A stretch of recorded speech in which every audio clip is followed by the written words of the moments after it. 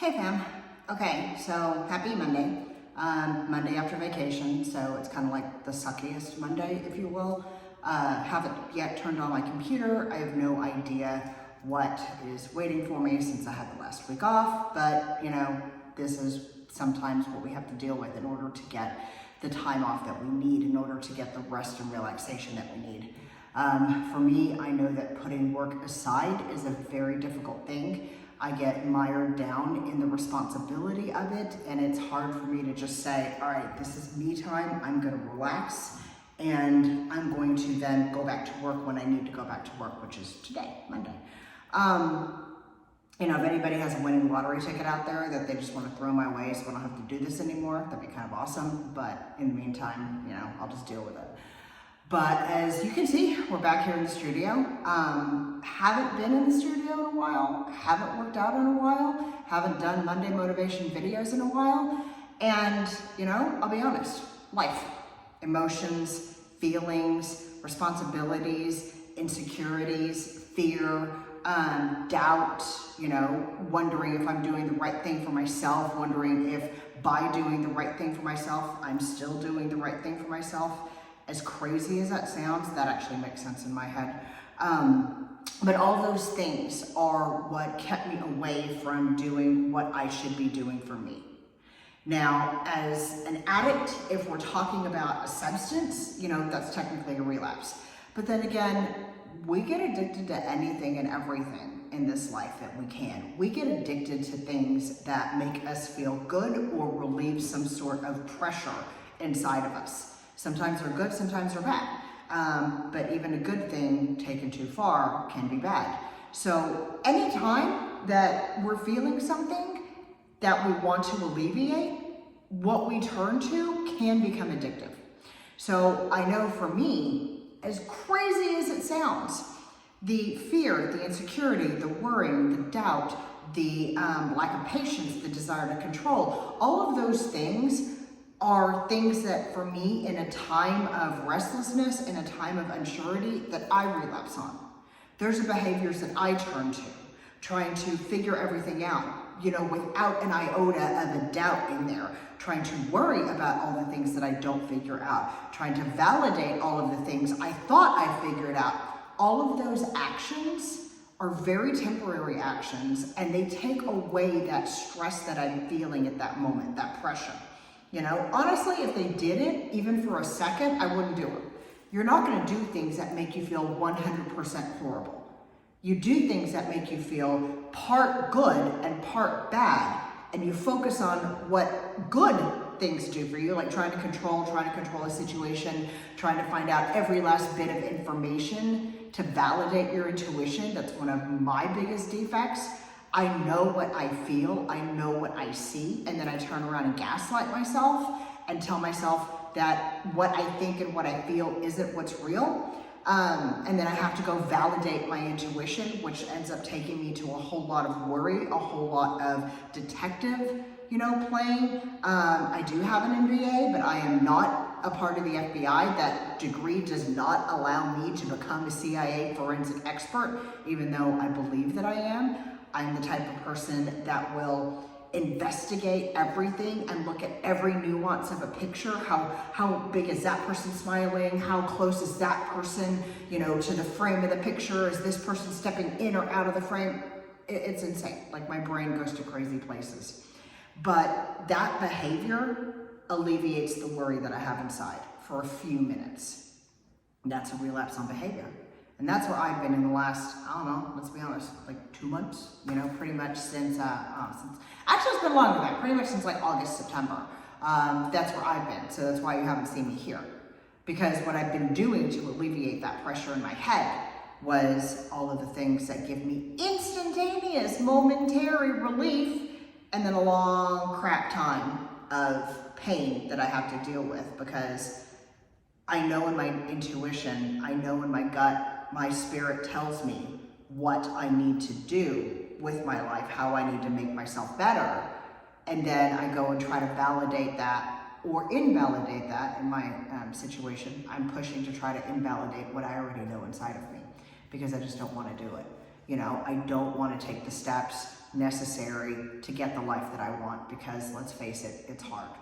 And it's difficult. Hard and difficult to me are two different things. But certain steps are hard and difficult. Certain steps require commitment, determination, and tenacity. Other steps require objectivity, resiliency. It's just one of those things, depending on, which situation that you're looking at. Is it going to be physically difficult, mentally difficult, or is it going to be something that requires emotional resiliency? In my case, the situation I'm stepping out of, the situation I'm stepping into requires all of it, and it's fucking annoying. But at the same time, that directional shift for me is my return to recovery.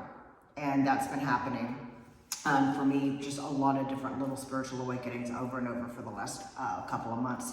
And they've been beautiful, they've been wonderful. And you always say, it's like when you relapse on behavior, when you relapse on a substance, and when you relapse on just, not giving a shit about yourself, when you come back, it always feels like coming back home. When you come back to yourself, it feels like coming back to yourself. That's a version of home. And I'm sitting on a ball, so sorry. I'm like rolling around everywhere.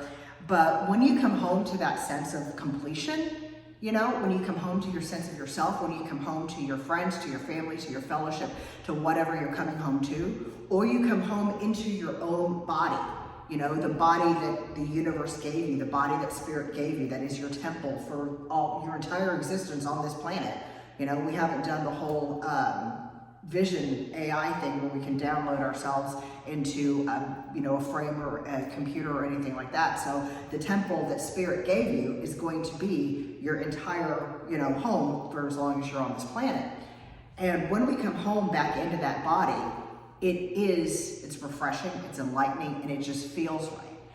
That's why that's why I said, trying to validate my intuition or invalidate my intuition was where I was going. By gaslighting myself, I was trying to invalidate my intuition, because what was inside of me, everything inside of me, mind, body, and spirit, was telling me that I needed to take certain steps in my life, and I was trying to invalidate those because I didn't want to. So returning back to that, coming back from that relapse, is really like coming home. And even if it's as simple as coming here, I had to walk here. Ooh, imagine that, and of course I live, my building's 50 feet that way. So, yeah, it's not really that big of an issue. Robin, just get up and freaking walk over here. But once you're here, it's like coming back home. This is where you're supposed to be. Your body is feeling the things that it's supposed to be feeling, because all of these things feel good. They feel right. Science word here, you're back in homeostasis. And that's the equality of the systems in your body. When you eat to be full but not overeat, your body is digesting what is good and what is healthy. You're getting energy while you're expending energy doing the digestion. Everything's working right. That's homeostasis. When you have the right amount of all of your brain chemicals in there so that you're feeling the right amount of happiness, and it's an acceptable amount of happiness, but at the same time it's grounded in reality. That's homeostasis. When you're at that right temperature underneath your blankets at night, because you got like 1 foot out of the blanket, and it's like everything's just that perfect, sleeping, kind of warm, kind of not, but you got that little breeze on your foot going kind of thing. That's that homeostasis. That is that calm sense of reality, that calm sense of acceptance, that calm sense of rightness that you can be in.